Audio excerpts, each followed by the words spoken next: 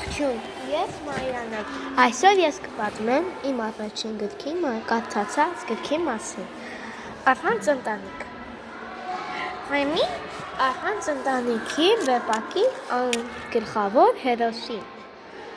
Կարելի է բնութագրել որպես հետաքրքրասեր, խելացի, մեծահոգի,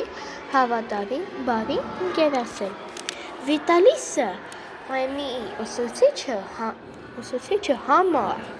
խելամիտ, հանդարտ, հոգատար, ուշադիր, կատակասեր, ազնիվ բնավորություններ ուներ։ Մատյան Հայմի անբաժանելի ընկերները շատ բարի, հոգատար, ուշադիր էր և ընկերասեր։ Մալոն պատմում է, որ Հայմի կյանքի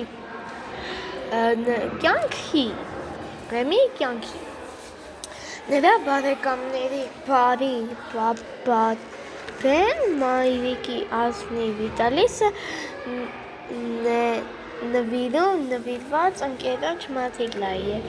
թշնամիների դաժան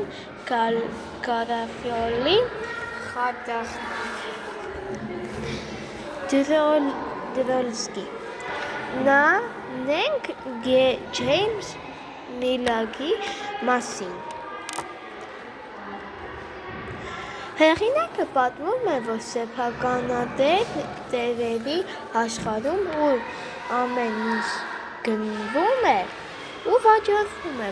երեխաները նույնպես առուծախի առարկա են։ Վիպում Մալոն ներկայացնում է կապիտալային աշխարհի արտները։